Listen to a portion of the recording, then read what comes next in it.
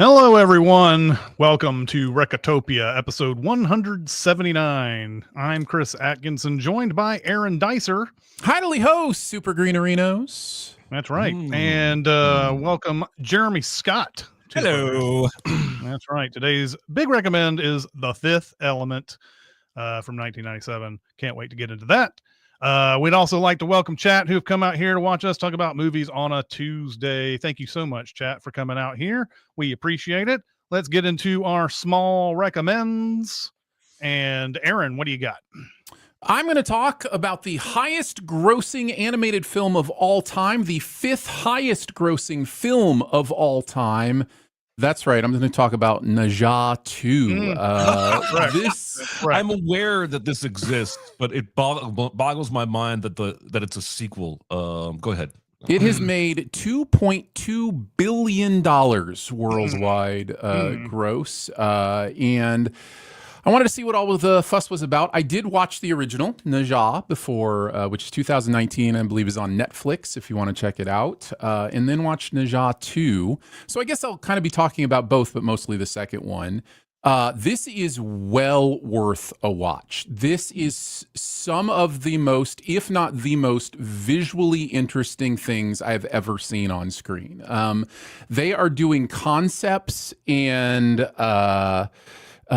big ideas and then just putting them on the screen for you to gasp at. A lot of the box office for this was made on big screens in 3D.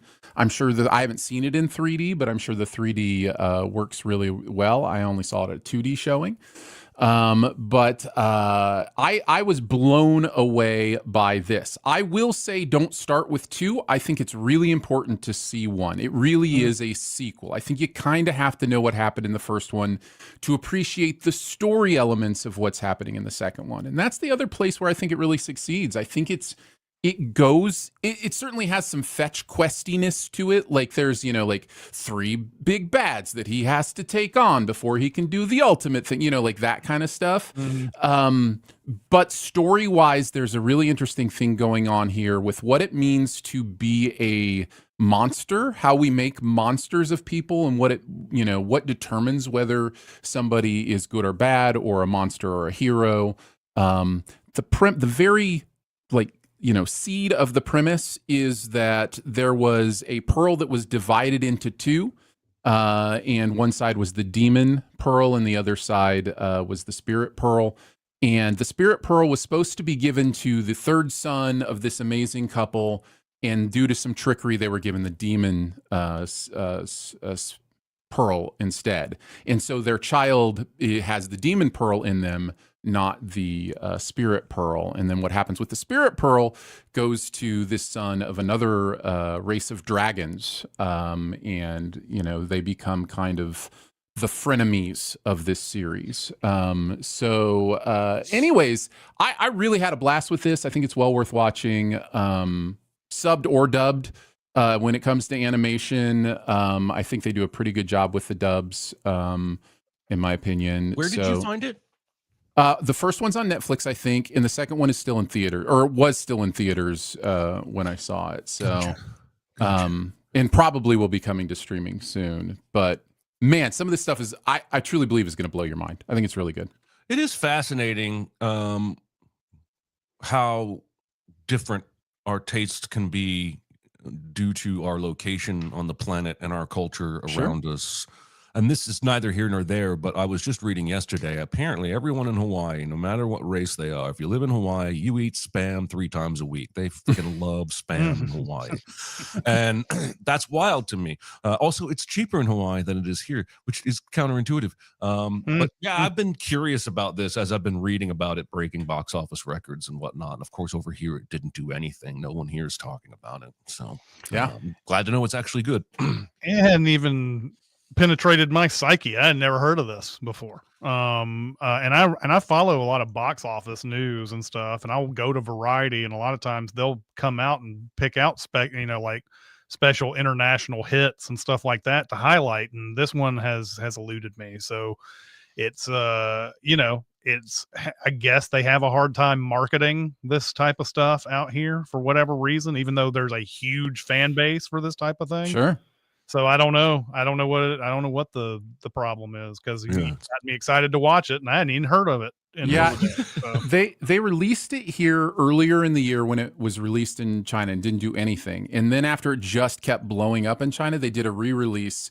I think they did an IMAX 3D re-release within the last few weeks, and also in some other theaters. So you still can find it, or at least you could last week. It may be out now. I don't know, but yeah. It's going to be replaced on screens by Spinal Tap 2. Yes, that's correct. Yes, that is correct. All right. I am going to recommend a movie that has a 5.8 on the IMDb currently, and someone on this very panel is also going to disagree with me on this small recommend. It is Spike Lee's Highest to Lowest, which came out on Apple TV over the weekend, and I gave it a whirl because I love Spike Lee movies. I can totally see why people who don't like this movie don't like this movie. Totally get it. There's some very indulgent parts in this movie, especially at the end. And it gets you on the idea that you're about to watch one thing, and then it kind of just goes away from that. And I think it kind of pulls the rug out. But I lived in New York for 2 years, and this movie really tapped into a lot of like very specific New York things that really appealed to me in this.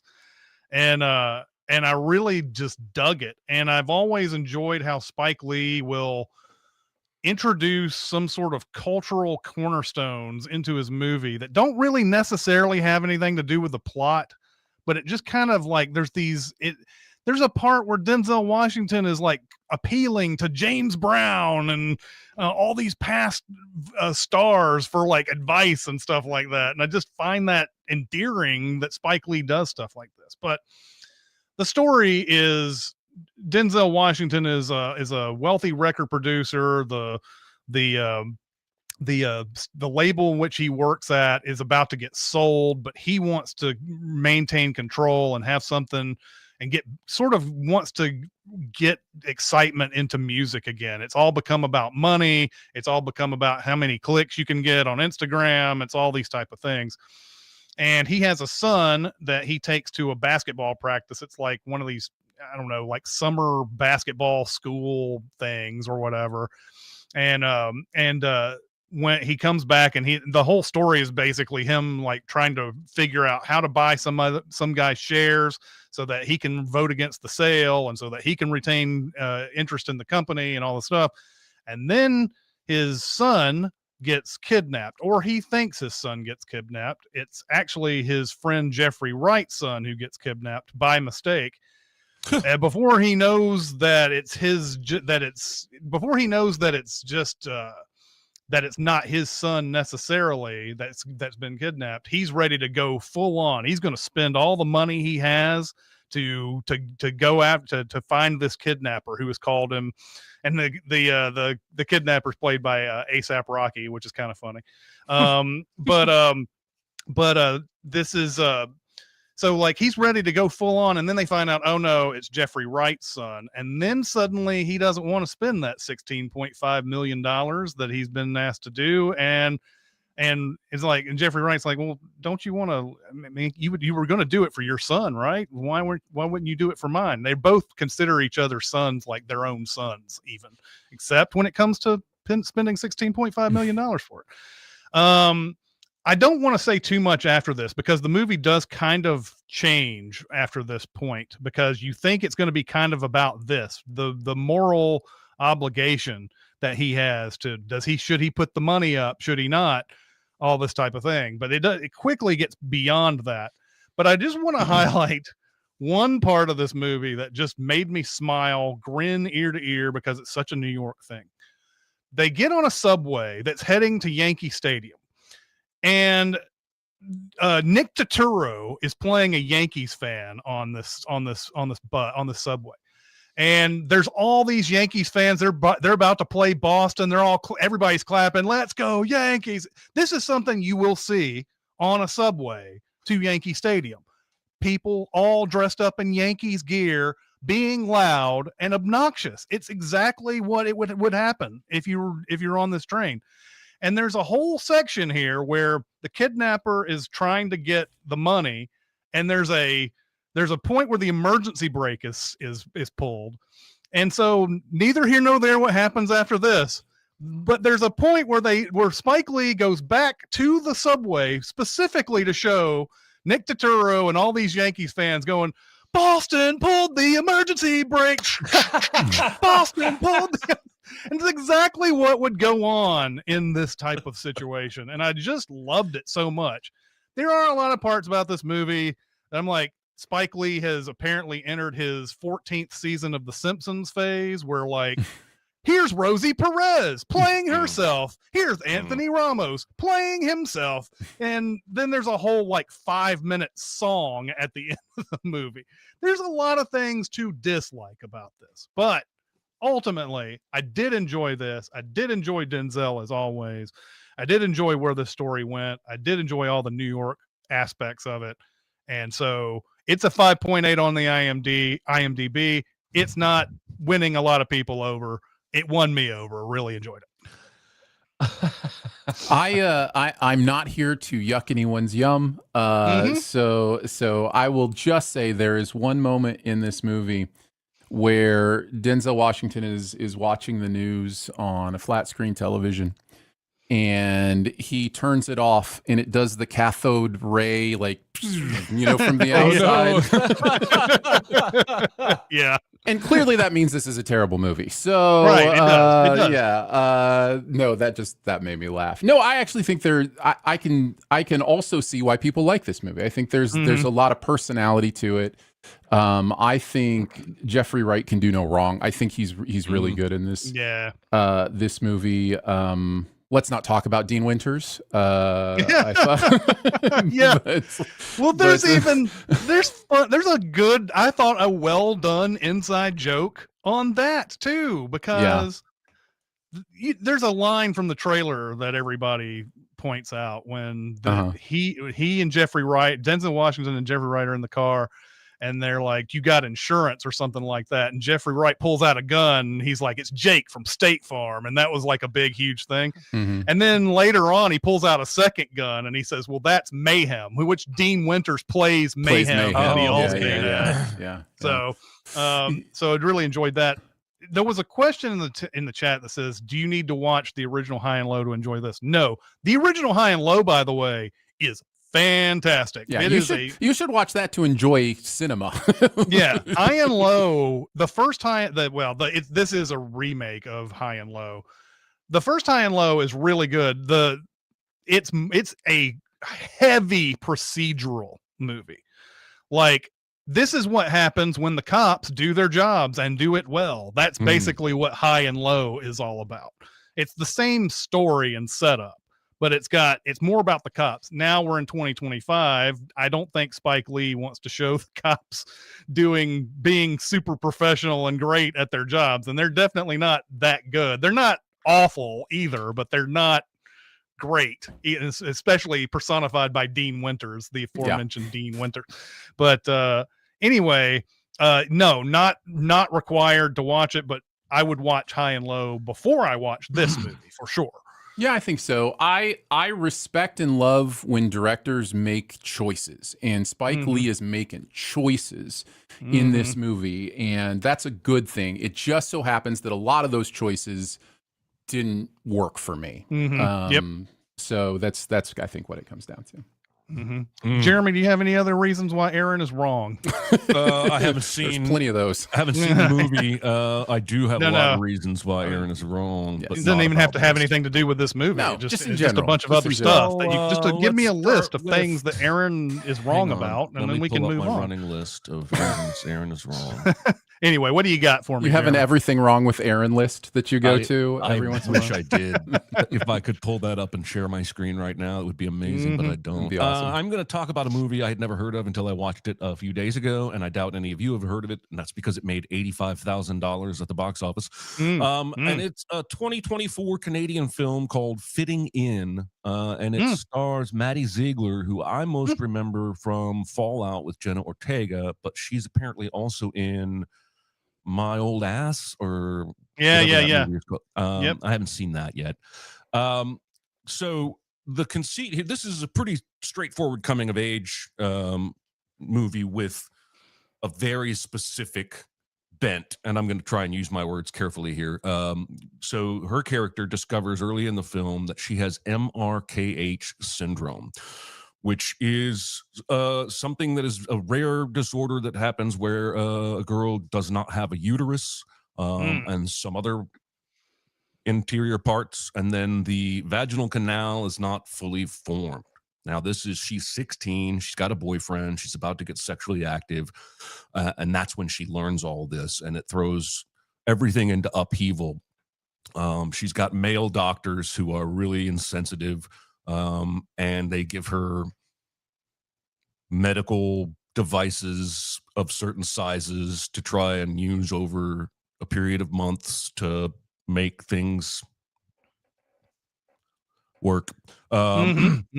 But she doesn't like it. She hates it. And so she's acting weird. They were about to have sex, but now she won't have sex, and her boyfriend ended up dumping her. She thinks her best friend starts making out with him, so they fall out.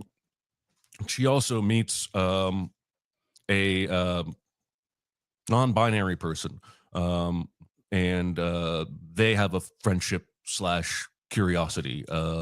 And other than that, I really wouldn't want to spoil it for you. I think it is a very unique bent. The director herself had this condition. So I'm guessing a lot of what you see in the film rings true to what that is like. The lead actress, Maddie Ziegler, she's just great in this. I would compare it to, and I'm not trying to make jokes, I would compare it to Edge of 17 meets Teeth, only without the salty people from Teeth. And I really enjoyed it. It's a 96 on Rotten Tomatoes, so I don't think I'm alone.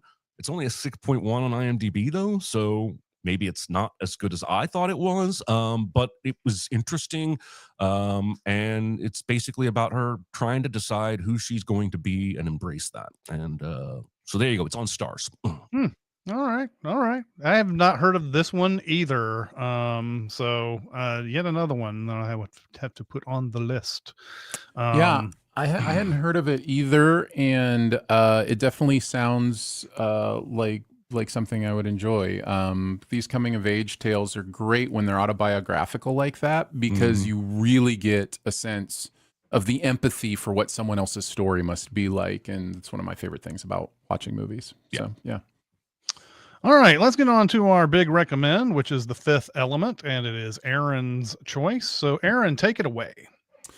The Fifth Element is a 1997 Luc Besson film that ended up making $267 million worldwide, making it the most successful French art film of all time. Take that, the 400 blows. That's correct. The Fifth Element begins in space as a giant ship passes by like the movie thinks it's a Star War or something.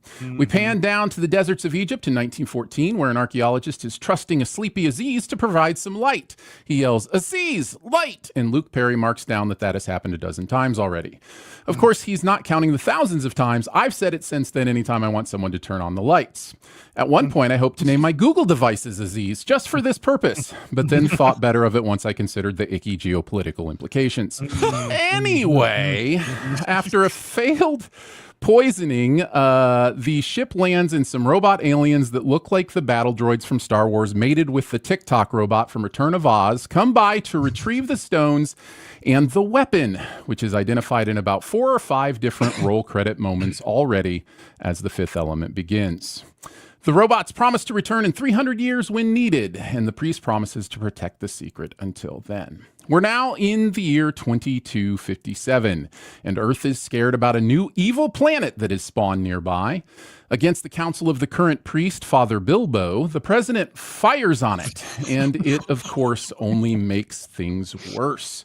The evil planet sends a skull volcano towards the ship, and the general leaks black ooze from his head as he pulls a full sunshine and basks in the glorious radiation of it all. Back on Earth in Brooklyn, Corbin Dallas, played by Bruce Willis, is waking up, grabbing one of his 4 cigarettes for the day, letting his cat in, and disarming a druggie who's wearing some camouflage headwear and also has a lack of understanding about how his gun works. He then heads out in his taxi to look for some passengers. Meanwhile, Father Vito Cornelius Baggins is expositioning to the president how the whole Fifth Element thing works. When the robot aliens attempt to make their salvation return, but are stopped by Aknot and his Mangalore crew, who blow them out of the sky. So much for trusting the robots. But a single hand has survived, and apparently has plenty of DNA thingamajigs to do a reconstruction because it's special or something. So a machine builds the skeleton and then adds the muscles and finally uses solar bombardment to add the skin. And boy, oh boy, it's a woman with orange hair that bears a striking resemblance to Mila Jovovich. Some thermal strips are deployed for the slimmest of modesty's sake before General Monroe can take some pictures. And just like that, the word underboob became an important part of the vocabulary of adolescence in the 90s. The awakened creature speaks in a language no one understands, growls like a lion, and then pulls a Bruce Willis by using the vents to escape. Even though, as far as I can tell, no one asked her to come out to the coast and have a few laughs. She eventually does a Peter Pan from that building right here and survives the crash into Corbin's taxi with a big bada boom. The police arrive and the woman pleads with Dallas to please help because apparently she can read English and comprehend what it means and speak it for some reason. Her pleas eventually convince Corbin to make a run for it, and a futuristic chase takes place through various types of McDonald's product placement. He eventually decides to go down through the 3D horizontal traffic to hide in the fog towards the surface. She asks for the priest, Vito Cornelius, and so he takes her there, only for the priest to have a fainting spell because of her totally sick tattoo. Corbin then plants a kiss on the sleeping woman, and who rightfully pulls a gun to his head for not understanding how consent works. Corbin is chased out of the priest's house and heads home to lament his mistakes, but not before he learns her name is Lilu. Lilu, back at the priest's house, is learning the history of everything and eating a very large amount of chicken. But then we meet Jean Baptiste Emmanuel Zorg, played by a very game Gary Oldman, who is finishing up his deal with Aknot to deliver him the 4 stones. But after the case ends up being empty, he cancels the arms deal, but leaves them with 1 crate, knowing that curiosity will kill the Mangalore cats or something. Turns out the stones were entrusted to Plava Laguna, a singer who will be performing at Floston Paradise. And this puts into motion a line of incredible coincidences.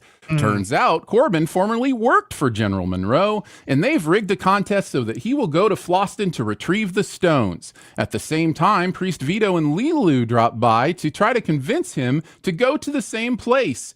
But then the police stop by to arrest the meat popsicle, but get the wrong guy for Zorg. But it doesn't matter because the Aknot crew is also there to re-kidnap the wrong guy at the same time. So it's time for everyone to try to take the trip to Floston. Vito's assistant David tries first, but Corbin rudely interrupts him and takes the spot with his wife, Lilu Dallas Multipass.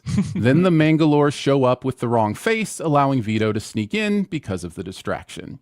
Now that that's all out of the way, we get to Chris Tucker as Ruby Rod with the greenest of the super green performances as he and his tunnel hair, that is somehow both phallic and yonic, holds court for a few minutes. Vito sneaks into the landing gear. Zorg's guy gets blown up after being the last person to try to imitate Corbin, and the ship goes through its innuendo-laden takeoff routine to head to Floston Paradise. Head right. Exactly. Meanwhile, the voice of darkness from the evil planet calls Zorg to check in and give him a cranial oil leak. And it's on to Floston Paradise. Corbin checks in, finds some suits in the wall, and gets a call from his pestering mother.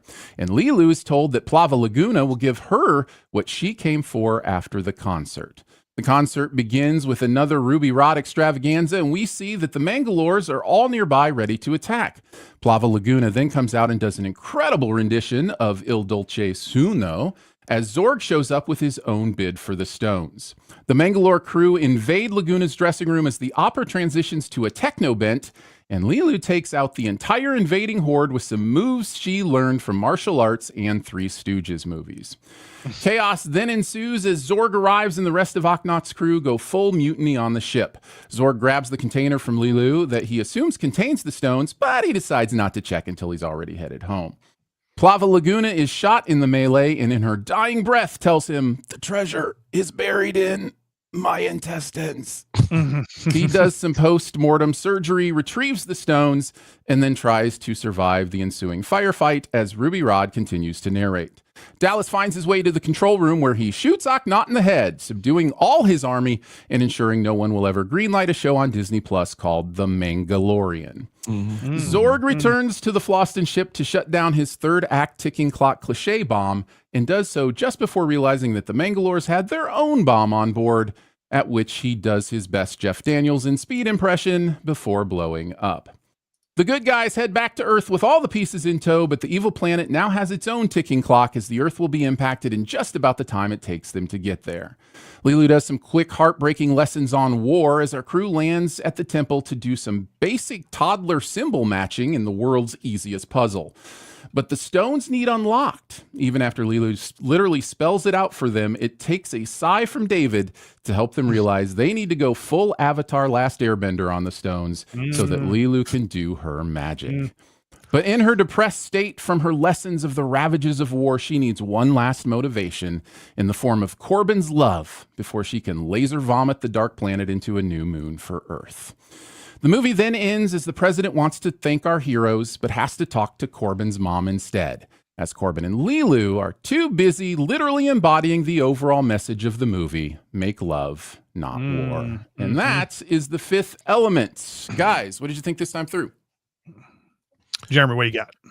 Fucking Chris Tucker, man. I know Slab just left the chat after praising Chris Tucker in this movie, but Chris Tucker kind of kills this movie for me. Oh, no way! That's amazing. I am dead serious. Wow. 2/3 of the way through this movie, I am riveted. I am in it. And then it's not solely Chris Tucker. I think a lot of what happens in the climax is just like the shootout in the casino room thing. That is kind of boring.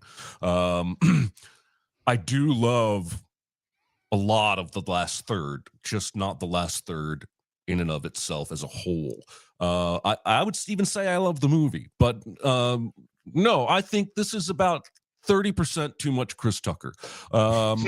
And I have seen him be 30% less Chris Tucker in many instances, and that would have helped. I get it, and I get why he's the favorite part for many people. I get it. But yeah, okay, so the thing I was struck with most this time through, I've seen this movie 8 or 9 times, is the colors. Man, the colors pop. The bright oranges and reds, and then the singer blue at the end, and the contrast of the colors all the way throughout the film are just, it's a visual delight. I think Mila Jovovich makes this movie. Bruce Willis is good. But I think plenty of actors could have done the thing Bruce Willis is doing here, whereas Mila Jovovich is singularly adorable in this movie in a way that I'm not sure too many people could have pulled off. She's childlike, and she makes you fall in love with her, not necessarily romantically, although Bruce Willis apparently does. But yeah, so let's see what else. I'm going through my notes here. I love the world building. The movie is insane, but the universe it's taking place in feels very real. And a lot of what he does well is giving you hints without having to stop and explain every little thing. Like the fog. There's a fog at the base of the planet. This explains why they've built up so high and everything flies. We don't know what the fog is. We don't know what caused the fog. I don't need that exposition to know how it fits into this, so it's little pockets like that build the universe in a way that I think is really rewarding for viewers. I love the subtitle during the car chase when Lilu talks. The subtitle literally said "yelling in a divine language." Yep. And I just love when subtitles can make me laugh like that. Let's see. Yeah, there's a whole paragraph about Chris Tucker. I already talked about that. I love. Okay, so Gary Oldman is fantastic in this. Gary Oldman is always going to be fantastic, but I love really reaching Gary Oldman. He says he based this portrayal off a cross between Ross Perot and Bugs Bunny. But there is an all-timer of a line reading at the end of the movie when he opens the case in his ship and starts laughing and eventually spits out, "They're not here." And it is maybe one of my favorite line readings of all time, let alone in this movie. He steals every scene that he's in. I wish he was in a few more scenes, and Chris Tucker was not. Let's see. I think that's basically, I get what you're saying, Aaron, at the end there, that make love, not war, literally, but I don't like them together. Like, I know that the movie does, no. There's a good age difference between those two as well. Yeah, it's pretty insane. I don't like any of that. I don't like, well, anyway, it's Luc Besson. What are you going to do? Like, he's horny. But yeah, the IMDb says that the first draft of the screenplay he wrote when he was in high school. And I think that both explains a lot and is very impressive. Yep. So yeah, I love this movie. If you dial back Chris Tucker 20-30%, I might think it's perfect. So yeah, I don't really have too many negative things to say. Chris?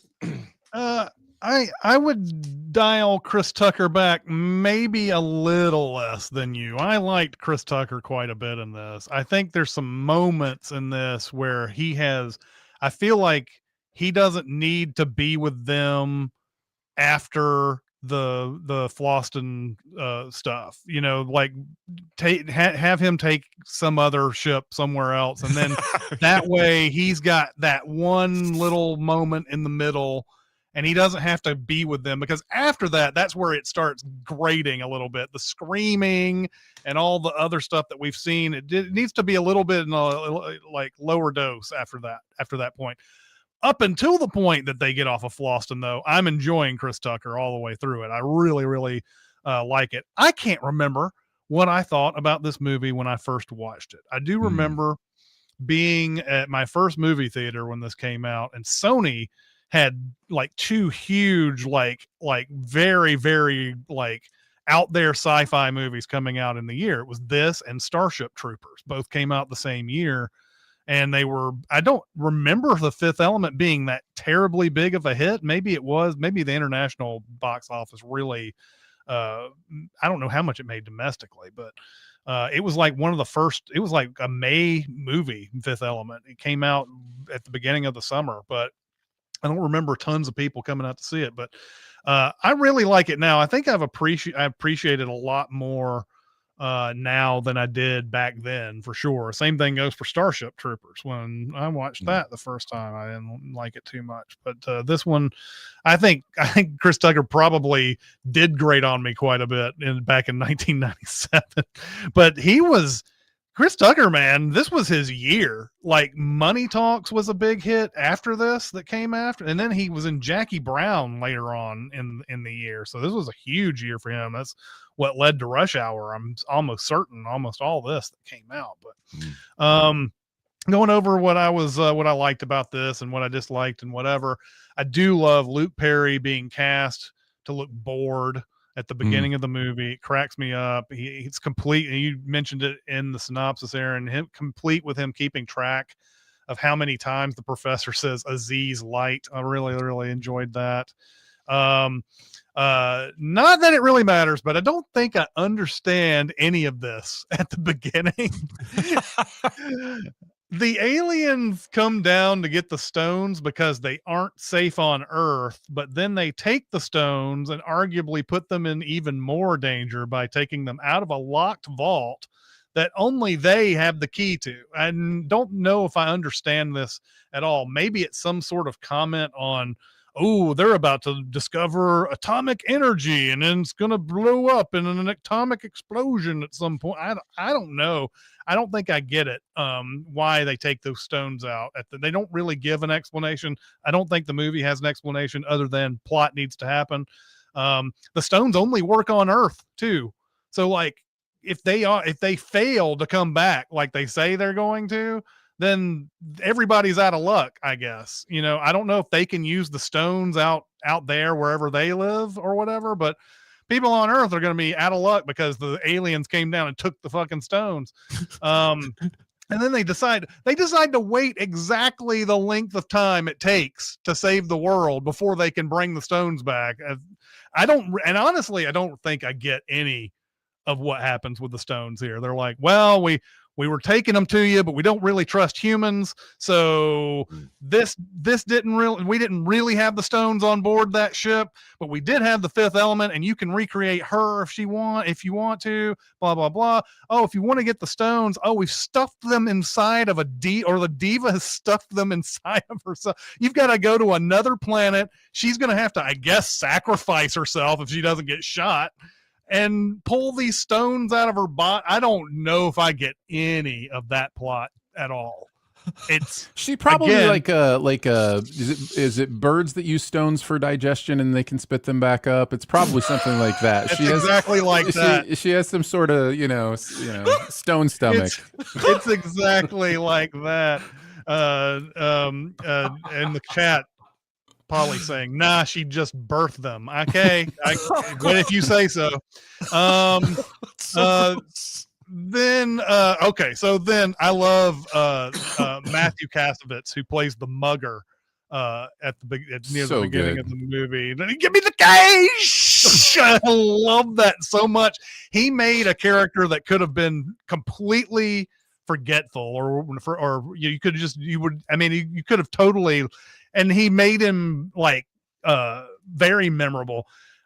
He's the guy, by the way, in Amelie that Amelie falls for. And he directed a movie called Hate that is really good. Try to find that movie. It's La Haine, or something. I can't pronounce the French one, but he directed a movie called Hate. It's really, really good if you ever run across it. This is Mila Jovovich's best performance ever, easily. If it wasn't for the fact that she was in Dazed and Confused, this would be her best movie too. It's funny though, a lot of this perfect being stuff in relation to her is kind of embarrassing, but I guess that's what you get when you have a screenplay originally wrote by a 15-year-old. Wasn't he dating her when they made this movie? Yeah, I think so. And then they did the Passion Project, The Messenger, Joan of Arc, right after this. I remember being really excited for that. Yeah, that crashed and burned. Then I was like, hey, how did she know she could jump through that foil in the lab? This is one of the random comments I wrote down. I thought I was sending this movie. Gary Oldman is at his 1990s best in this one. There's so many 90s performances that you can group into here. True Romance a few years before, of course, Leon the Professional by Luc Besson comes to mind as well. This is just Gary Oldman doing a fearless comic performance. I love that gun demonstration all the way through, how he's moving, how he's talking. Everything about that is like a masterpiece to me. I love when Zorg opens the case and there's no stones there, and it just cuts to Lilo going, I love that. Zorg's table that tells him water, fruit, when that comes out to give him the water and the fruit. One grape. Yeah, he grabs something and it says cherry. Yeah, cherry. Yeah. I love it when the cops come by and they got the wrong Corbin Dallas, and the guy's like, smoke you. it's just such a weird thing to say. It's a different kind of like insult to just say smoke you. I did write down that Chris Tucker is a scene stealer. I'm glad that I did. I'm glad that I went second on this one, because that would have completely dragged me down to hear Jeremy hate him so much. The whole thing with the ship, you mentioned this too, Aaron, about to take off, intercut with Ruby Rod having sex with the flight attendant, is a little ham-handed, because it feels like they're trying. Yes, it feels like they're trying to make that parallel, but then he intercuts it with a lot of other stuff that doesn't really go along with it. Yeah. But I do love the fact that he is cutting down to the ground crew, and they're like smoking weed, and they're like burning these little parasites that are in the wheel wells. Talk about world building. That's one of those type of things that I think is really fun about the movie. It says there's obviously a lull in the action. We want to get from one place to another. Here's a whole bunch of stuff that's fun and entertaining while you wait for the next bit of action to happen. And I thought that was a really well done scene. Other than just, it seemed a little ham-handed. I love how Corbin's mom somehow discovers how to call him on another planet in his hotel room to continue complaining about him. I thought that was really funny. And finally, I find it extremely hilarious that it takes until the letter W until Lilu learns about war. I know it's unintended humor, but it's funny as hell to me that it takes until W and not like any other number of things. With atomic bomb, you know. Right, exactly. Any other number of things that she could have found on the, the alphabet history of the universe thing. I find it's supposed to be a scene where you're being like, oh yeah, she's just now learning about war. Oh my God, there's so much to take. That's like, Alex in the chair and Clockwork Orange almost, she's learning about all this type of stuff. And then you go back and wait a minute. Did she not learn about guns, atomic bombs, different kinds of wars? I mean, like all this other stuff. I think that's hilarious. Anyway, overall, still, I enjoy this movie. I think I have appreciated it more over time. I think it was for a while there, it was just kind of like, that's an okay movie. Now I watch this movie with delight. So there you go. I think I probably watched this movie 50 times between its release on home media on DVD at the time, and then when I started having kids in the 2000s, I don't think I've seen it since then. Like I think it's been probably 20 years maybe since I put it in, and it's really amazing to me. As much as I watched this movie, how much I missed with my eyes of 20 years ago. You know what I mean? Like how we change and what we pay attention to and what we see. There are some things that make sense just because I was sheltered or whatever. Like I completely missed the whole thing where the guy's like, the cat comes in and he says he's got a cat and he's like, yeah, you prefer it to the real thing or whatever. Yeah. Completely missed that wordplay in my, until I watched it this time or whatever. And, a lot of that kind of stuff I missed. I'm also focused on a lot more of shot selection and different interesting things. My favorite scene this time through was probably when Cornelius confronts Zorg in his office, and they're having this tete-a-tete about whether chaos brings about action more than love or whatever. And it's kind of, again, the central theme of the movie, if there is one. And there's this shot of him breaking the glass, where he flicks the glass across the table, and the shot is from the perspective of where the glass is going to fall off the table. Yeah. And it's so cool. Like, I'm just like, that's just the perfect shot of that movement. And just noticing stuff like that this time through gave me a little bit of respect for the filmmaking of this movie that I mostly enjoyed earlier because I thought it was creative and the world building was awesome and it was funny. And Chris Tucker was amazing, for those reasons. But now I have all these other reasons to love it. And yes, I will talk about Chris Tucker a little bit. I do think he's perfect in this. I think what it is, I actually agree with what you said, Chris, about maybe leaving him on Floston or having a different exit from Floston and not staying with our heroes. That might have been better. But man, when he's doing his shtick on Floston, it's like he was given permission to go like the Super Saiyan version of Chris Tucker, where he just gets to be complete. It reminds me of Ace Ventura in some of those earlier movies where Jim Carrey just gets to be the sun, and just gets to go where he wants to go. And there are very few people who have that dial like that, where they can go that big and be that, in my opinion, entertaining in that way. And so to see him do that here was great. And it's also because the movie feels a little bit like Moulin Rouge, where like it's an elevated reality where you forgive a lot of the over the topness and ridiculousness because you know that you're in a very specific kind of movie or specific kind of world. In fact, I think Baz Luhrmann called them like red curtain movies. Like, you're watching something. Like the curtain opens and you get to enter a new reality. And I think this movie feels like that in the Chris Tucker performance because of that. Really, really works for me. But yeah, I really loved it this time through. It's very clear to me that Luc Besson has this really interesting brain that can build worlds. I'm not sure. I haven't revisited it. I'm not sure why it works here and not in his more recent one. Valerian? Valerian, Thousand Planets. God. Probably Dane DeHaan. I always blame him.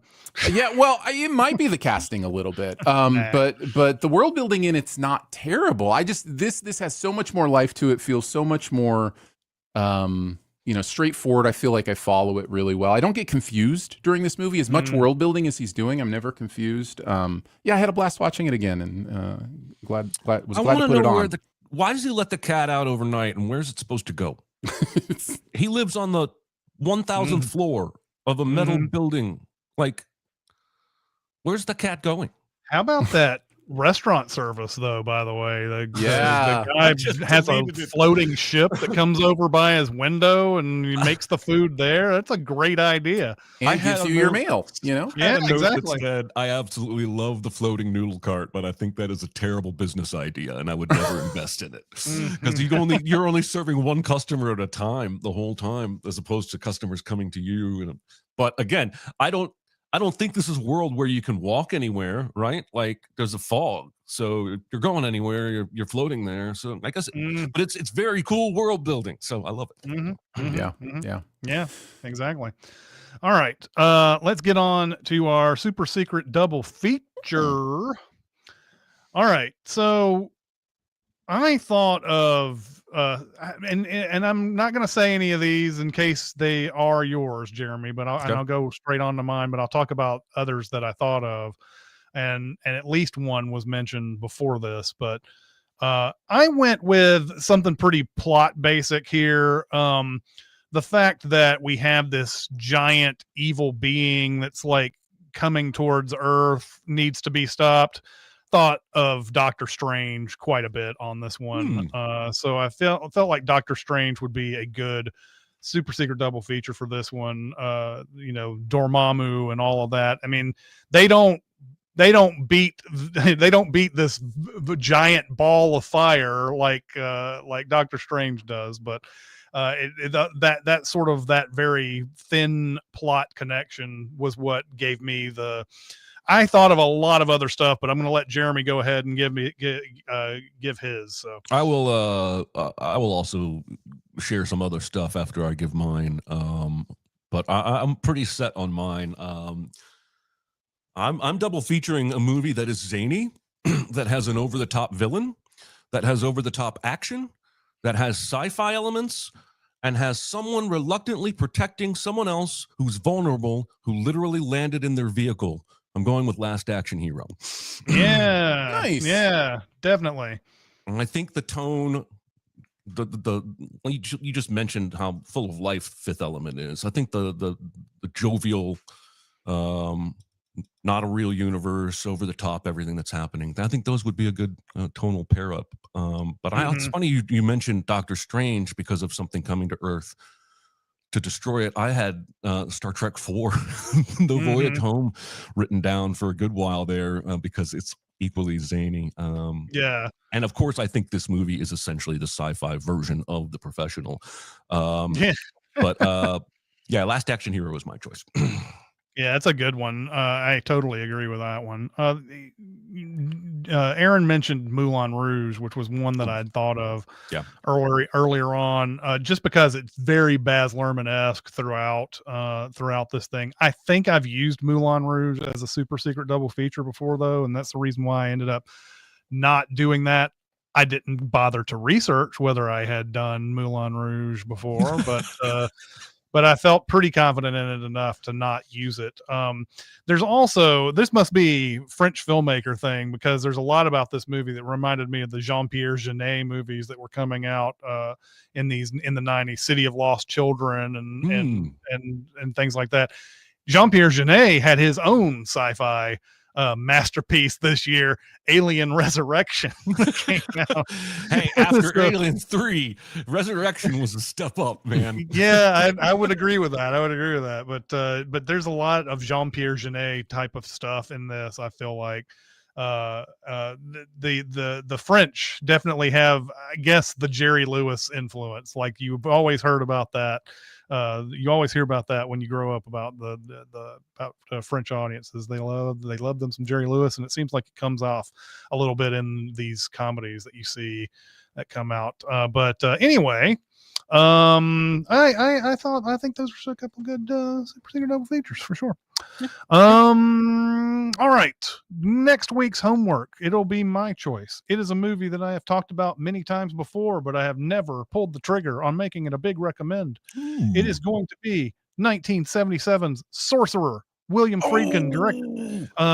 This is a movie that I have really only even though I've talked about it a lot, I feel like I've only recently watched this, maybe 5 years ago, if that, and maybe it was longer, I don't know. But when I first watched it, I had avoided this for the longest time because it still had its reputation from the 70s as a not as good as William Friedkin could do type of movie, because he had done The French Connection, he had done The Exorcist, and this movie was not as good as those or whatever. And I like Sorcerer better than The Exorcist. I don't know if I like it better than French Connection, but I love this movie a lot. It is also a remake. It's not trying to connect to Aaron's well, that was what I was going to do. I'm not trying to connect anything to anything. I don't know what I was trying to connect. Maybe I was trying to connect the highest to lowest. Highest to lowest, I think, is an interesting connection. But no, this was a remake of The Wages of Fear, which is also a great movie, and I saw it on the big screen in the last year. I prefer Sorcerer, but I think I'm also biased because I saw it first before I saw Wages of Fear. Both of them are very good though, and so looking forward to doing that. Have you guys seen Sorcerer? So no, this is a list of shame movie for me, and I have a funny story about this, because when you initially recommended this on the previous podcast we used to do, you sold it so hard that it's near the top of my want to watch list, and I very nearly, about 6 weeks ago, very nearly made this big recommend without even having seen it, because I'm that confident I'm going to like it. And I wanted an excuse to watch it with intent. And now you have given that to me. I'm very, very, very excited. Yeah, I've seen Wages of Fear and Sorcerer, and I love them both. I think I agree. It's really close. They're both really good, but Sorcerer, there's especially a couple scenes in Sorcerer that just elevate it to kind of next level for me. So yeah, there's an added element of tension to this movie that's not. The Wages of Fear still does it. It just feels like there's something about this that it really felt like it was dangerous making the movie. That's where it gets to that point. So, but anyway, looking forward to doing that one next week. I hope all of you guys enjoy it too. Looks like we have time for a question. Let's see. Let's go to the questions here. What movie's score / theme do you think would work well with a totally unrelated movie? I can hop in on this one. First, I have often said that the greatest score for a terrible movie is the score from Last Airbender. And so I want to Yep. find it a nice home because that score is amazing. What's interesting is Everywhere I Think It Would Be Amazing already has a really good score, but I went ahead and went with Crouching Tiger. And I know that score is great, but there's something interesting and, has a lot of grandeur from that Last Airbender score that I'd love to see in a movie like Crouching Tiger, Hidden Dragon. So yeah, it is one of my favorite scores to just pop on if I'm in like a movie music listening mode, and it's one of the worst movies I've ever seen. Yeah, it's funny. To this day, I still haven't seen The Last Airbender. Oh man, The Sins video was all Jeremy. That was back in the day when we would solo Sins videos, and so I didn't watch The Last Airbender. And I still haven't seen it to this day, but it's a movie that I always hear about having this great soundtrack. So like, gonna have to at least listen to the music at some point, I think. Jeremy, what you got? I have seen The Martian. Oh God. I haven't had The Martian on or seen it. We're approaching 75 times at this point in my life. It's probably going to end up challenging The Matrix for my favorite movie in a few years. But the score to that movie is really understated, but it's perfect for what you're watching, which is a man on his own trying to figure out how to stay alive. And I think it would work really well under Castaway.